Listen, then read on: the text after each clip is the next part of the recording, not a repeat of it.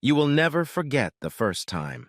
They remain milestones in your memory, and no matter how much time and distance has passed, they are still as vivid in your mind as the day it happened. I received my very first real kiss between a boy and a girl in the back of a church bus, late at night. I was sure I would burn in hell for doing it, but at the time I thought it was worth it. I think that's when I realized the power that members of the opposite sex have over each other. If I went to hell, at least half a dozen other people went there with me. I saw two other young couples locked in a tight embrace. He had his hand under her shirt, she under his pants. I also got my first puppy love heartbreak when my girlfriend left me for a guy with a car. I think that may have shaped my attitude toward promise breakers in my adult life.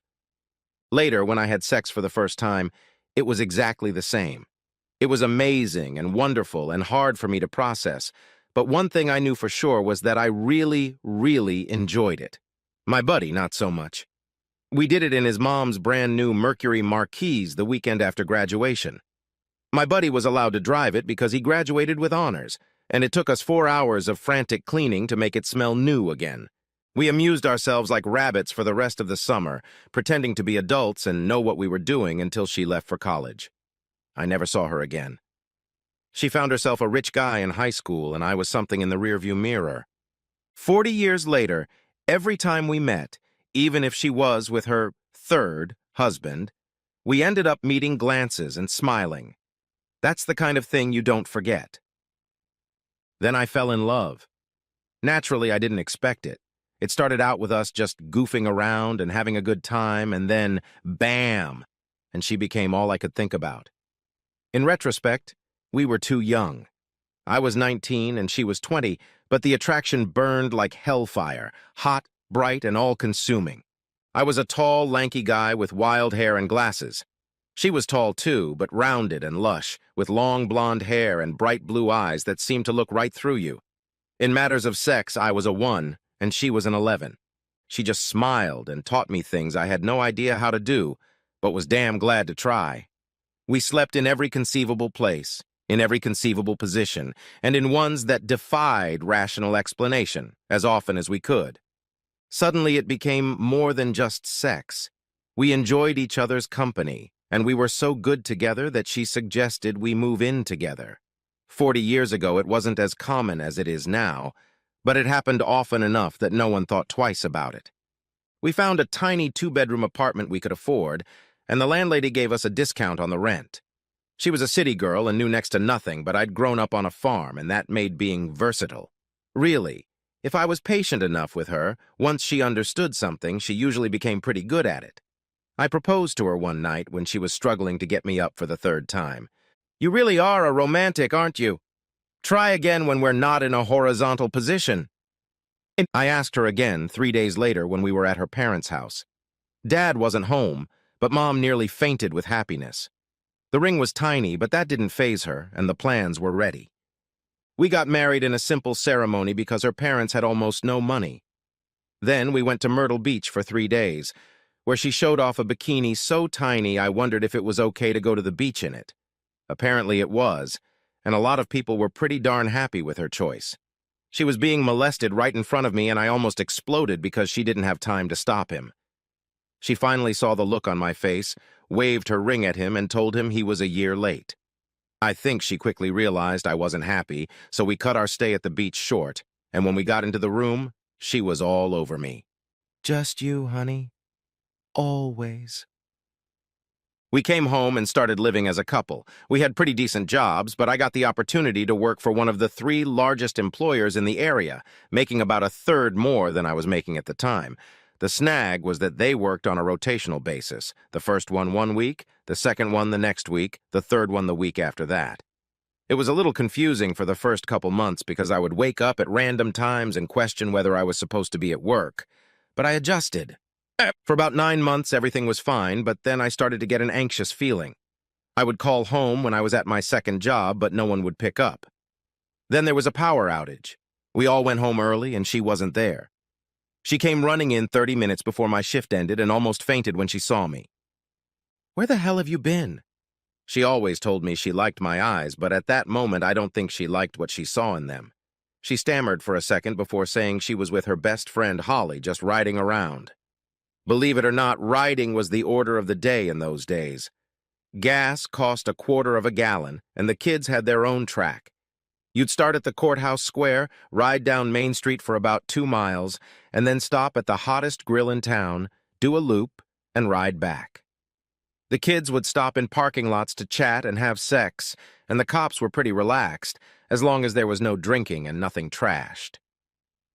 "You're a married woman now, Bets. You don't need to go on a cruise." She flared up. "I got bored. You can only watch TV to infinity, and I've never liked long conversations on the phone.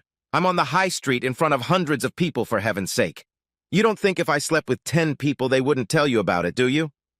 We swore at each other for another hour before we calmed down. I had to admit that I was jealous, and she had to admit that she enjoyed the attention when the guys were talking to them at the coffee shop or in the parking lot while the guys were talking Holly up. "They're not trying to talk you up." She gave a fleeting chuckle before putting on an indifferent look again. "Of course they're trying, dear. Just because I married you didn't suddenly make me ugly, but I'm making sure they don't do anything." It was a turbulent weekend, but by the time it was over, we had come to an understanding. She could go with Holly, but if I felt something wasn't as it should be, it would be over between us. I think that shook her because she never thought, even in her wildest dreams, that I would ever leave her. Everything was going well until summer came. That's when the lake parties started. I'd leave for work at 2:30 on the weeks I worked second, and she'd be in a bikini waiting for Holly to pick her up by 3. When you mix hormones, pot, and booze in the right ratio, something out of the ordinary happens, and it sparked rumors that reached me. Instead of confronting her, I switched shifts with a guy, and on Friday afternoon I sat at a bus stop in a borrowed car and waited for Holly's van to pass by. I followed them straight to the party site on the lake, parked in the boat lot a half-mile away, and walked back. I sat in the bushes and watched her flirt and drink. An hour later, everyone was tipsy, and Holly stood up. "Time to lose weight!" Her top flew right past where I was hiding, and her bottom soon followed. Bets was right behind her. There were 5 women and 6 guys, and soon they were all naked. It was getting dark, so I gathered up as many bathing suits and clothes as I could and went to the other side of the cove, stonewalling everything and wading in chest-deep water, then scrambling as far as I could. I watched them sink for a minute and then swam back. I found Bets cuddling with a guy, one hand on her chest, the other underwater. I grabbed him by his long hair and sank to the bottom, pulling him with me. Bets stood stunned as my face appeared above the surface. The water was churning around me, and the guy was panicking as he tried to catch his breath. "Don't come home, bitch! I'm sure your asshole friend will let you stay with him until he gets bored, and then you'll end up on the street like another whore. Maybe I'll stop by sometime.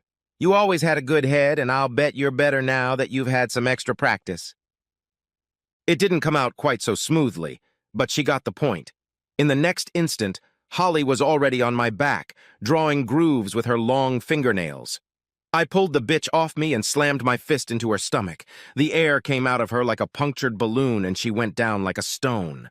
"One of you assholes better pick her up or you'll be one whore short." Bets tried to say something, but I just ducked underwater again, traveling halfway across the small cove before surfacing. She had been away for 3 weeks, living with her parents. She would go straight to work and come straight home. I got a few indirect threats about me wrinkling their clothes, and I bet the trip home was pretty interesting for some. No one bothered me because I was known to be a pretty good brawler, but more importantly, I didn't know how to walk away. If I was fighting someone, all I could think about was killing them. This led to some pretty interesting situations, and a couple of times I almost went to jail, but word got out. If you fought me, you can rest assured you've won. If you haven't... She begged, she cried, she apologized. One day I stopped her by asking her a question. "How much?" "How many what?" "How many dudes did you screw while I worked my ass off to give us a better life?" She fell silent, and I grinned. "Too many to remember?" "No, 3, okay? 3. There you go. You screwed 3 guys and not me, and that tells me you'll never quit. Why stick to the menu when you can have a buffet? Look, we don't have shit. We haven't been together long enough to pay alimony. You take your shit, I'll take mine, and we're done." She fainted. Her mother, whom I had always had sympathy for, came to the apartment to beg me to take her back. "She's learned her lesson, son. Give her another chance. You won't regret it." Her father was old school, and he told me to beat the crap out of her and get over it. It was 3 months before we got back together, after many promises and a few threats. By that time, my company had expanded to twice its former building, doubling its production capacity. A side effect was that they no longer needed 3 shifts to get everything done, so they cut the 3rd shift. I was also promoted to lead setup person in the finishing department.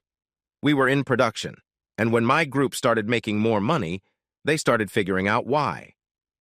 My crew was mostly women, and I had to set up various machines to fill orders, so I always took a box or two to make sure everything was up to spec and in working order. My coworker would set up the machine, run 2 or 3 products through it, and go back to the office if he was working second shift. I would stay on the floor helping the packer seal and place boxes on the correct pallets, and as we got better, I would teach him a few simpler operations. Sometimes we had 2 or more machines set up and running, so the ladies just went from one to the other with no downtime. The packer and I were getting an average wage from what the line was producing, and were making $1 an hour more than our coworkers. It got to the point that if a vacancy came up, the women on the other shift would apply for a transfer. It got to the point where the other guy said to me, "You're making me look bad." I grinned. "No, you're doing it to yourself. You and Jesse need to keep your asses on the floor and help the girls out a little. Then you'd be making money." Things got so bad that management stepped in and asked me to borrow his bagger for a couple weeks to learn my system. I assumed it would be a struggle, but Jesse was more than willing to learn and was very reluctant to go back to his shift when the training was over. John almost kissed me when he got back. "Eric is a jerk and a buffoon. The women despise him, but they've grown to love me. Their wages went up 50 cents an hour, and they begged me to stay with them." 50 cents and $1 doesn't seem like much now, but 45 years ago it was a lot. Then Eric did a monstrously stupid thing. He hit on a married woman with a jealous husband, threatening her with a job if she didn't do what he wanted. For some reason, she came to me, and I sent her to our manager, who promised to make it right. But he didn't. He and Eric were longtime drinking buddies, so he hid the situation from upper management. It ended with the husband coming into the plant threatening to kick ass if nothing was done about it. This happened right during a shift, so I sent John to get the production manager and tried to talk him down myself. Then his wife showed up, scared to death. She kept her cool, but when Eric grabbed her so hard that one breast was bruised, she left in the middle of the shift and told her husband everything. Eric walked in, saw us talking to the production manager, and turned pale. Then he tried to bluff. "What is she doing here? I fired her last night for insubordination and poor work performance." The production supervisor was a man in his early 40s, and he'd dealt with this sort of thing before. "Eric, you are a supervisor. You have no right to fire anyone. All you can do is document the situation and bring it to your supervisor. I think we should all go to the conference room and talk this over." He called our manager, the plant manager, and they all left. Her husband was still standing there.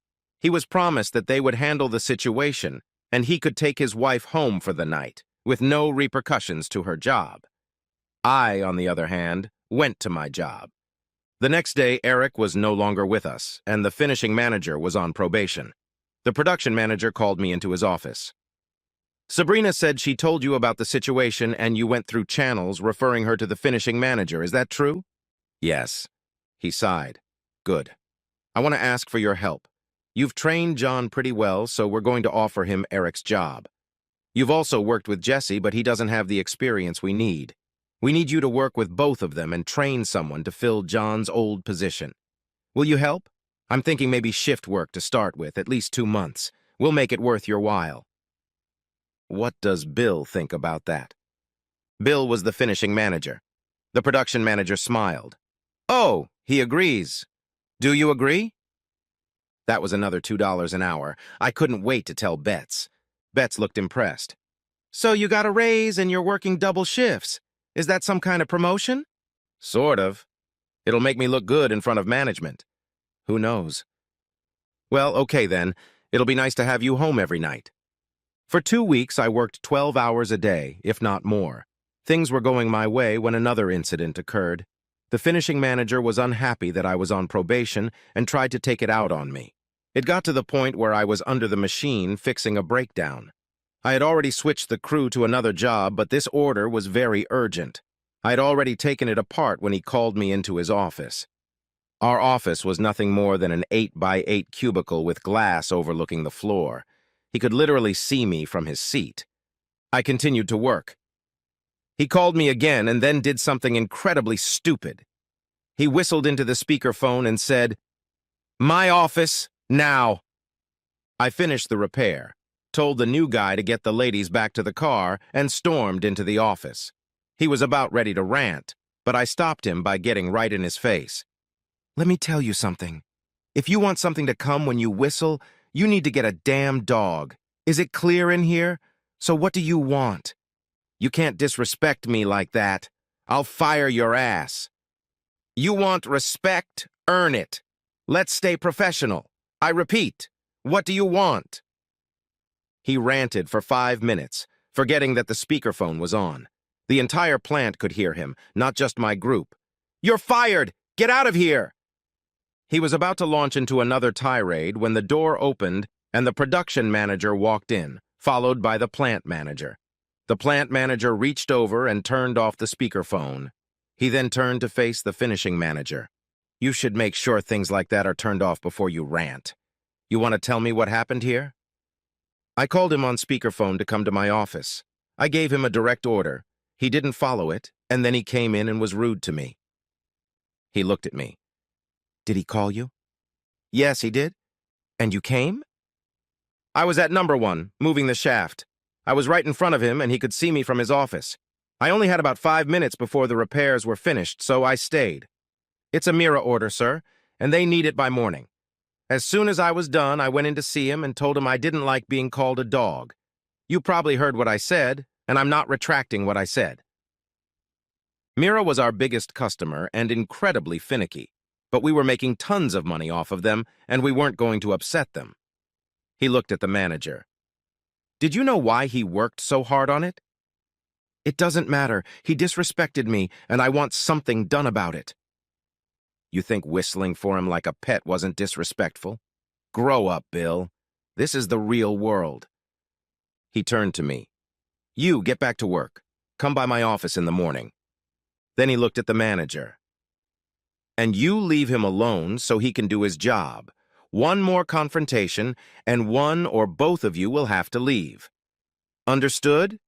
He didn't like it at all, but he shook his head. "I need to hear you say it out loud."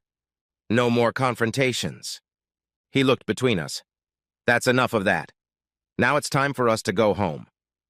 Jeff, make sure Mira's order is completed before you leave, okay?" "Yes, sir." If looks could kill, I'd be dead before I'd even taken 6 steps out of the office. I walked over to my packer and we helped the women finish the order, completing it a little faster than usual because we had enough people to do it. The next day I arrived a little early and waited outside the plant manager's office for a few minutes before he called me in to see him. He leaned back in his chair and just stared at me for a minute, then grinned. "I've had an interesting morning. I talked to the ladies on duty and they all told the same story, that Eric proposed to all of them and Bill did nothing about it, even proposing to a couple himself. When I contradicted him, he became furious and threatened to quit, and I let him. He tried to take it back, but I told him we would start a formal investigation, possibly involve the police, and he walked away. This puts me in a difficult position. For the foreseeable future, you're going to be the interim trim manager. I still want you to work shift work and train everyone, but from now on you must attend staff meetings every afternoon. Do a good job, Jeff, and maybe you'll get this position on a permanent basis. Interested?" Hell yes, I was interested. My salary was raised another $3, which was well above average for the times. Betts seemed thrilled, especially since it meant we could buy a house sometime in the future. 3 months later, I got a call from a friend. Barry ran a loan company, one of those not quite predatory ones that usually gave loans at 5% or higher than the banks. "Hey, kid, still looking for a house?" "Not really. I don't have anywhere near the down payment I need." "How much do you have?" I told him and felt myself smirk over the phone. "Come over to my place. I might have something you'd be interested in." Something turned out to be a 4-year-old one-bedroom house on a half-acre of land. The owners had moved out and defaulted on the loan, and I could get it to pay off the debt. Betts and I talked about it, and while it wasn't exactly what we were looking for, we agreed that we had to start somewhere and maybe in a few years we could find a real home. It was one of the proudest days of my life when I carried Betts over the threshold, and she giggled the whole time. Since I grew up on a farm, I got right into landscaping. I started with the yard, reseeded it, set aside a small space for a garden. Dad came and helped me build a 12-by-12 building and a fence in the backyard. Betts went out and bought enough tomatoes to cover the whole yard and more, so we planted what we could and gave away the rest. I can still see her smile when she picked her first tomato. Betts was good at her job, working her way up from farm assistant to inventory specialist, and our future couldn't have been brighter. I was still working 13 hours a day, but I was now a salaried employee, so I wasn't entitled to overtime. Betts kind of resented it until I told her that I estimated that before the end of the month, I would be back to my normal schedule. John was working very well, and while Jesse may not be as bright, he was learning. The new guy we hired for packaging was his cousin, and was thrilled with the job he was getting. Soon, production was 8% higher than ever. They even sent corporate guys over to observe the work. It was summer, and I was coming home at 7 or 8 o'clock at night, 6 days a week. And then it happened that I came home and she was gone. She came in drunk about 11 o'clock and Holly dropped her off. I didn't say a word as she stumbled around getting ready for bed. Even after the shower, I could smell the grass from her. When I got up, she was still out cold and late for work. I left her in bed and went to work. When I got home in the evening, she was very depressed. She had made a nice dinner, some of my favorite dishes, and didn't say a word. After washing the dishes, we sat down at the table and grabbed the TV remote. I snatched it out of her hands. "So, you're not even going to talk about last night?" "That was a mistake. I shouldn't have stayed that long, but I had a good time." "You shouldn't have stayed there at all. You know how I feel about Holly, but you left. Screw the old man, I want to have fun. He'll get over it, right?" I could tell by her blush that I was very close to it. "Here's the thing, we're not going to talk about it. If you slept with some random guy, sooner or later it's going to come out. If you did, it's over between us. There won't be any more chances, understand?" She turned a little pale and promised never to speak again, but I could see the resentment in her eyes. Things were quiet for a while. Holly came to my work wanting to get a job and apologize. I couldn't wait for the interview. I let her chat for a while about what a good employee she would be before I stopped her. "Holly, you've been fired from 3 jobs in the last 9 months, all for attendance. You know how strict this company is about that, and I highly doubt you'll last 2 months. "That's because you're still mad about me and Betts, asshole. She's not 90. She needs to go out and have fun once in a while. You need to relieve yourself and let her breathe." "Yeah, she can breathe all she wants as long as she's with me. I know my schedule was crazy, but it's back to normal now. If she wants to do it with someone else, she's free to leave. Personal issues aside, I'm afraid we won't be offering you a position, Miss Walton. Good luck next time." She went straight to the plant manager, and he called me in after she left. "I take it you don't like that woman?" "I'd spit on the ground she walks on, but I'd dehydrate in less than an hour. She and I have a problem because of my wife, but that's not why I didn't hire her.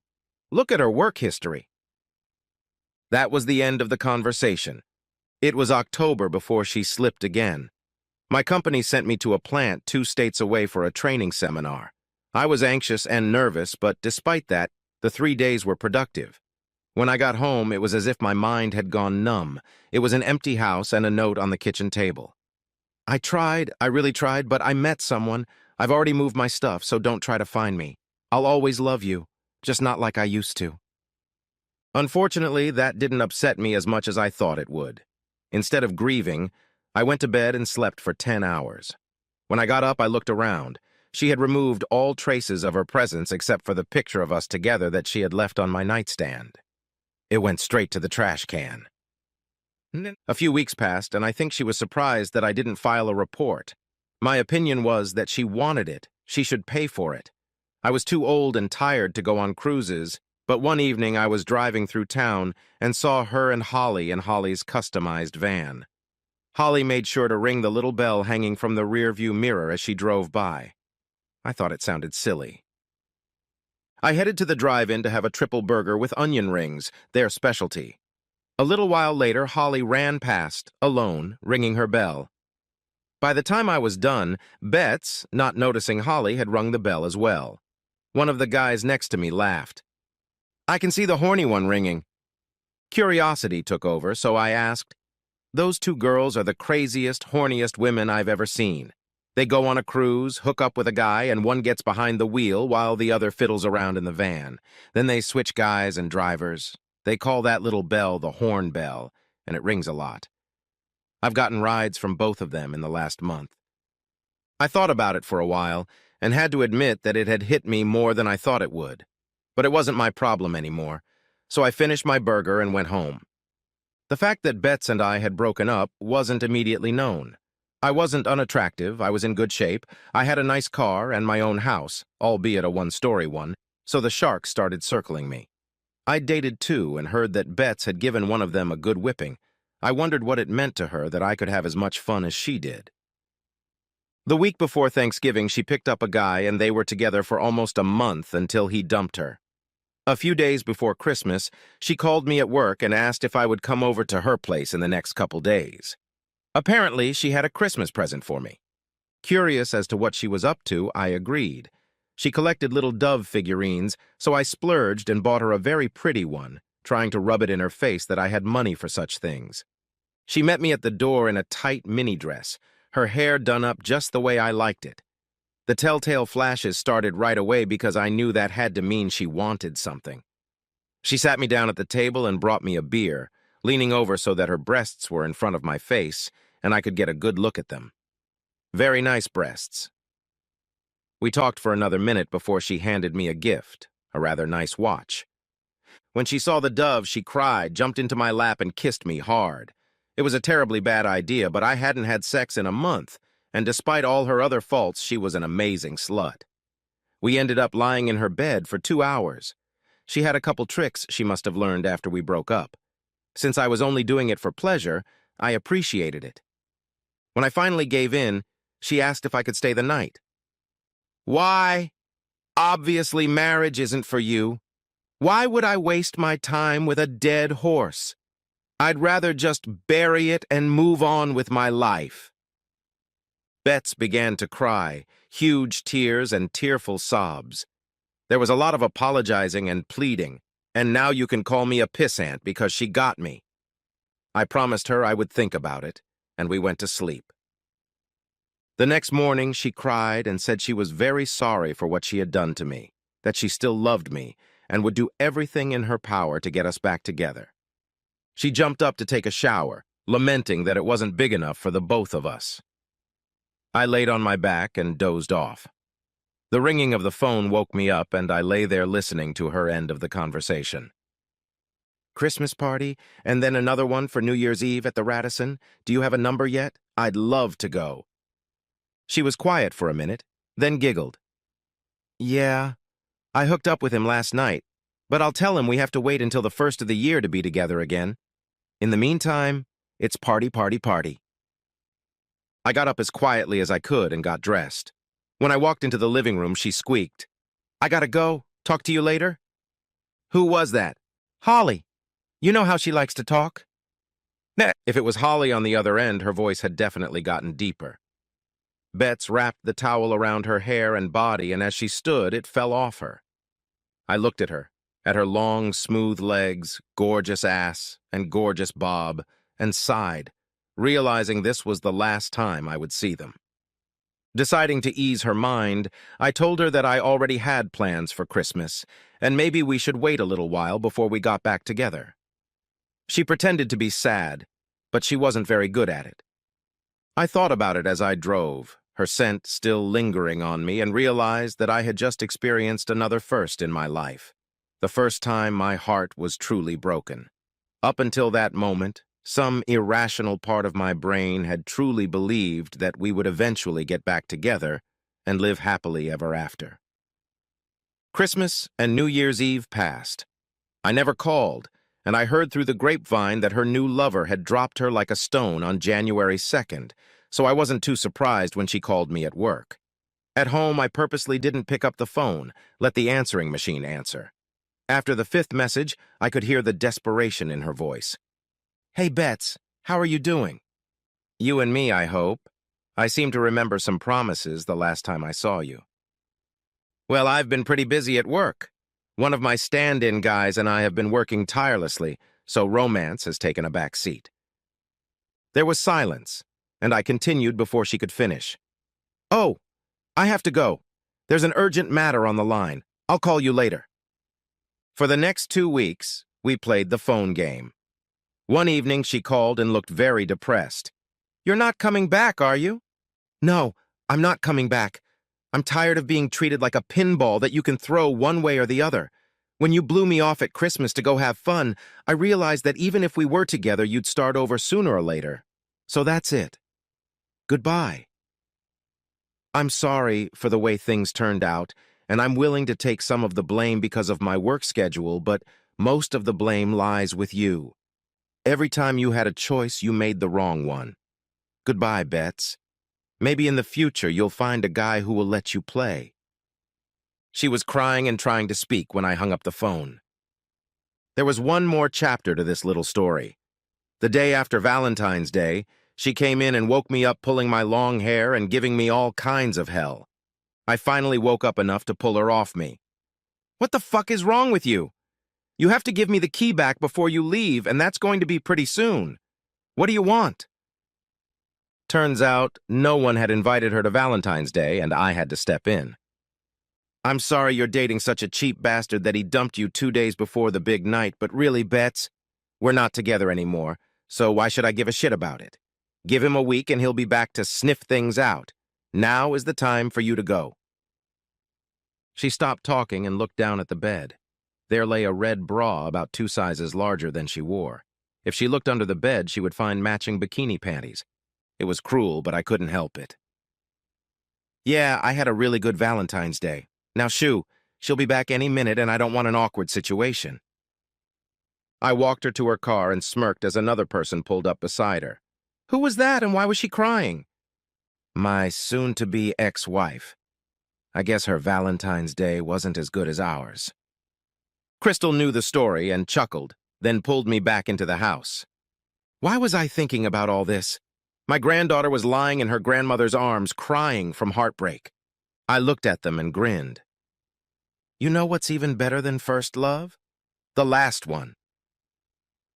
I'd been with this woman for 40 years and prayed I'd have that many more. This was based on my first marriage and 2 other couples I was around when I was younger. My first wife recently died of COVID. She reformed and married a good man after he and I survived 3 others. She married 6 times if you count the one guy she married twice before it worked out.